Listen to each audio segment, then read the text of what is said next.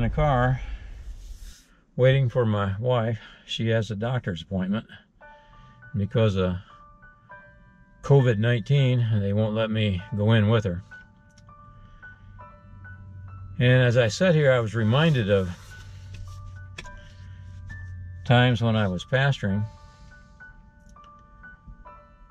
how people would come to me in times of crisis and what they'd be looking for, seeking comfort. They'd come seeking comfort, wanting solace in difficult times. And I was trying to remember what I'd tell them. And more often than not, I'd tell them to, go to Scripture, go to the Bible.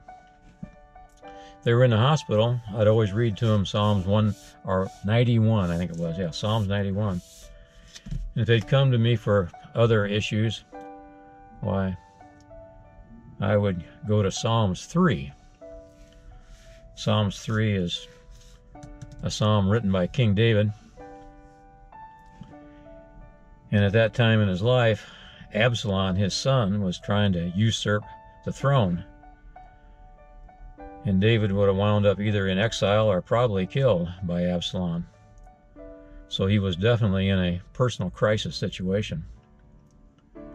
But anyway, I'm sitting here this afternoon. It's 1 o'clock. And I'm thinking to myself, this is a time of crisis. Not my wife, she's just fine, just a checkup. But this COVID-19 thing is a crisis for some. And what I would be thinking, what I'd be reading, and what I'd be sharing with others. So let's just take a look at Psalms 3. And I'll tell you how I find comfort in reading Psalms 3.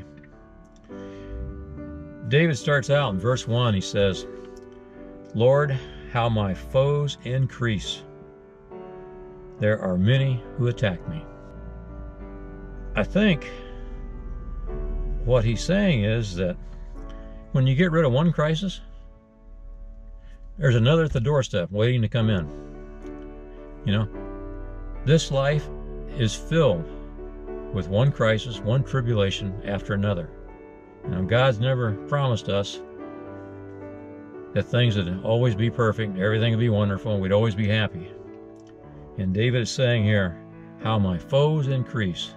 There are many who attack me. Then he goes on to say, many say about me, there is no help for him in God. Isn't that the way it is? There's always a naysayer.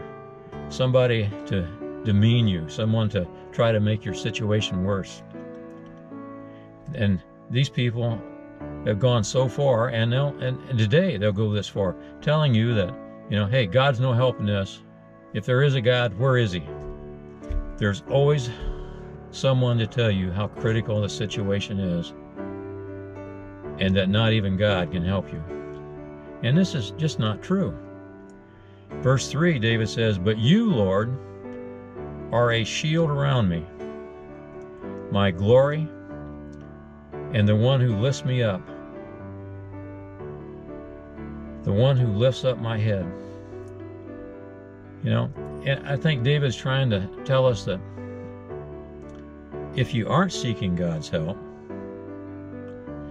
if you aren't looking to him for assurance, if you aren't looking to him for answers to the trials and tribulations of this life, then you're letting those back in verse 2 who are demeaning you, who are telling you that not even God can help, you're letting them get to you. You're letting them to destroy your assurance.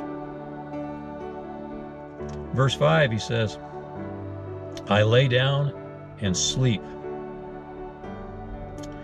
He's giving his answer now of how he finds comfort. He says, "I lay down and sleep, and I wake again because the Lord sustains me."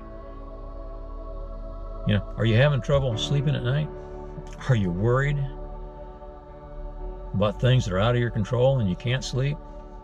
David says, hey, I'm laying down, I'm sleeping. How many times have you gone to bed with a crisis and you've waken the next morning? Now, everything may not be okay, but then again, maybe it was better. At least you had a good night's sleep. And that's what David says. I've gone to the Lord, I cry out to him, and I sleep good then. I can sleep, I can make it through the night. He goes on to say in verse 6, I am not afraid of the thousands of people who have taken their stand against me on every side. He's going back to verse 2. There's always someone, there's always a naysayer, there's always someone to demean. Verse 7, rise up, Lord, save me, my God. You strike all my enemies on the cheek. He's looking for the ultimate defense in a time of crisis. And he goes to the Lord. And he says, you strike all my enemies. You break the teeth of the wicked. Those words, strike and break, those are in the past tense. And the tense here, what that means is that it's if God has already done what he promised to do. He's already taken care of his enemies. He's already struck them on the cheek. He's already broke the teeth of the wicked. And he comes to the last verse. He says, salvation belongs to the Lord. May your blessing be on your people. And he's already said the Lord is his ultimate defense. And now he talks about how the Lord gives him the ultimate comfort. The greatest crisis we all face is death. And he says in times of death, he remembers the assurance of salvation. But there is a caveat.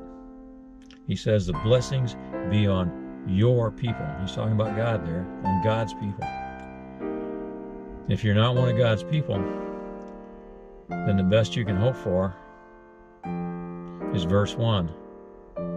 My foes increase. They attack me on all sides. Well, read Psalms 3.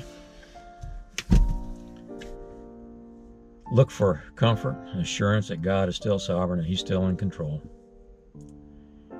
And we will get through this. So you have a good night's sleep tonight, and you wake up tomorrow refreshed, knowing tomorrow is going to be a better day. Hey, thanks for listening. Bye.